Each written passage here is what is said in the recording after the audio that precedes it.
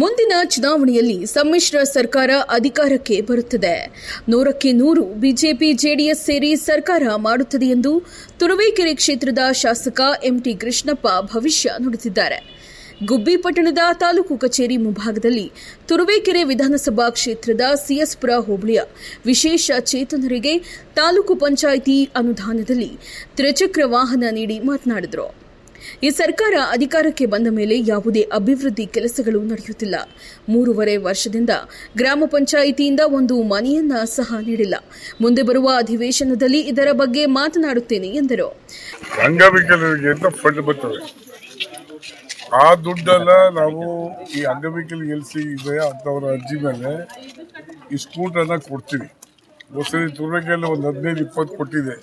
ಈ ಸೈಡ್ ಬರ್ತವೆ ಕೊಡ್ತೀವಿ. ಇಲ್ಲಿ ಒಂದು 3 ಜನಕ್ಕೇನೋ ಅರ್ಜಿ ಇದ್ದಿದೆ, 3 ಜನಕ್ಕೂ ಕೊಟ್ಟಿದ್ದೀವಿ. ಆ ಥರದ ಸವಲತ್ತೆಲ್ಲ ಪಡ್ಕೊಳ್ಳಿದ್ದು ನನ್ನ ಅನಿಸಿಕೆ. ಜೊತೆಗೆ ಅದು ಸದುಪಯೋಗ ಮಾಡ್ಕೋಬೇಕು ಅಲ್ವಾ. ಹುಚ್ಚು ಓಡಿಸಿ ಆಕ್ಸಿಡೆಂಟ್ ಎಲ್ಲ ಮಾಡ್ಕೊಂಡ್ರೆ ಕಷ್ಟ ಆಗುತ್ತೆ. ಒಳ್ಳೆ ರೀತಿ ನಡ್ಕೊಂಡು ಹೋಗಿ ಅಂತ ನಾನು ಹೇಳಕ್ಕೆ ಬಯಸ್ತೀನಿ. ಸರ್ಕಾರ ಸವಲತ್ತು ಸದುಪಯೋಗ ಮಾಡ್ಕೊಳ್ಳಿದೆ ನನ್ನ ಆಸೆ. ಪಂಚಾಯತಿಗಳಿಂದ ಯಾವುದೋ ಮನೆಗಳು ಬರ್ತಾ ಇಲ್ವಲ್ಲ ಸರ್, ಭಾಳ ಕಷ್ಟದಲ್ಲಿದೆ. ಅದು ವಿಧಾನಸೌಧದಲ್ಲಿ ಮಾತಾಡಿ ಏನು ಮಾಡ್ತೀನಿ, ವಿಧಾನಸೌಧದಲ್ಲಿ ಮಾತಾಡ್ತೀನಿ.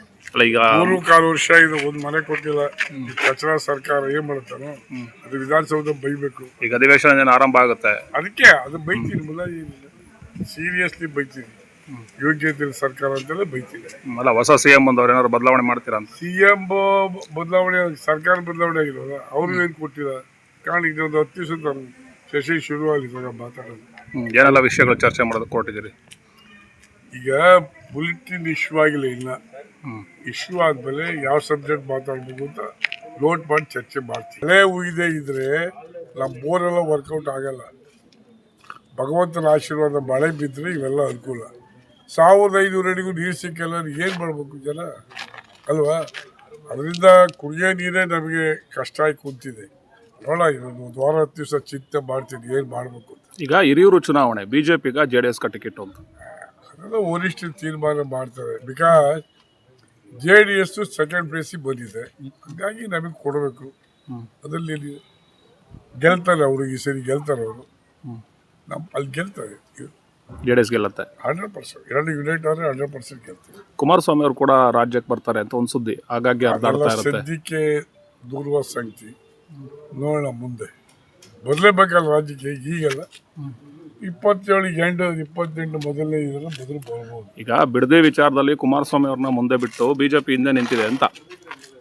ಅದೆಲ್ಲ ಸುಳ್ಳು. ಒಟ್ಟಿಗೆ ಮಾಡ್ತಾವ್ರೆ, ಅದೇ ತೊಂದರೆ ಇಲ್ಲ. ಜಾತಿ ಪ್ರಮಾಣಕ್ಕೆ ತಾಲೂಕು ಅಲಿಯೋದ್ ಬದಲು ಅವರೆಲ್ಲ ನಮ್ಮ ಮನೆ ತಂದುಕೊಟ್ರೆ ಖುಷಿ ಪಡೋಣ ಬಿಡಿ. ಅದು ಹಿಂದಲೇ ಬೇರೆ ಇದೆ.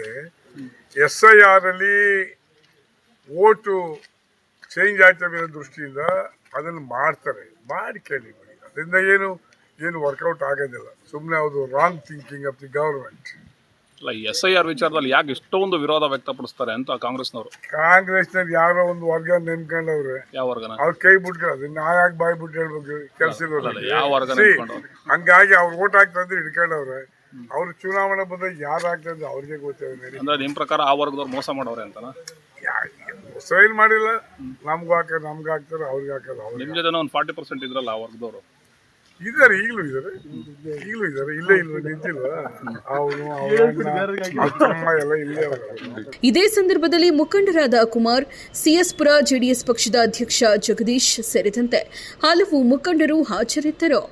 Welcome to KK Jungle Resort Tumco.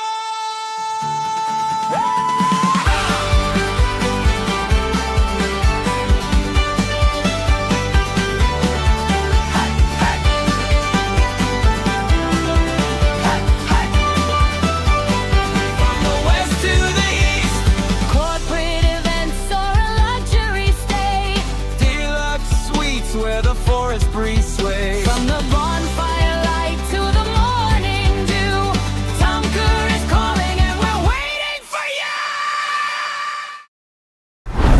Chalukya news, ಜನರಿಗೋಸ್ಕರ.